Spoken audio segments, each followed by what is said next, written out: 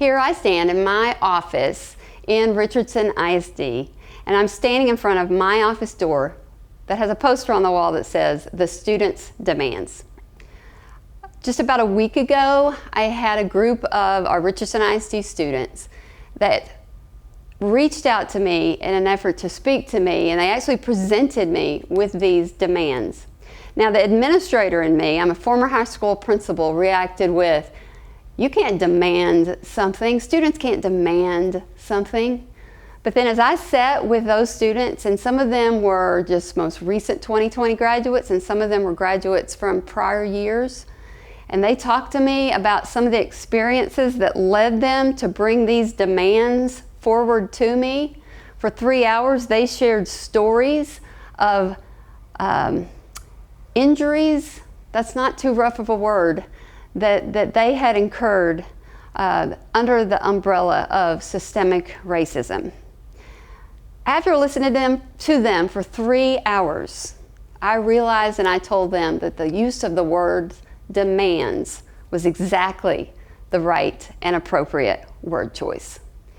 Listen to me as I read the demands that were presented to me, and these are their exact words from the poster that you see on my office door.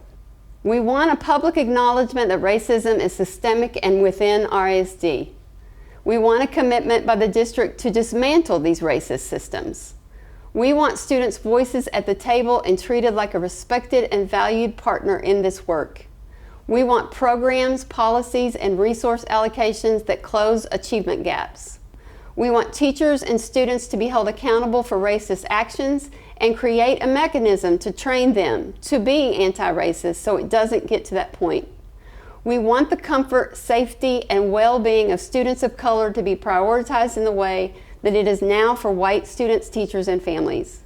And when the comfort, safety, and well-being of Black, Indigenous, people of color are not secured, there needs to be a mechanism for students to report it and be able to design a change for it with the support of adults."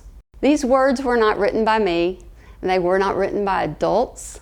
They were written by our students, both present and past.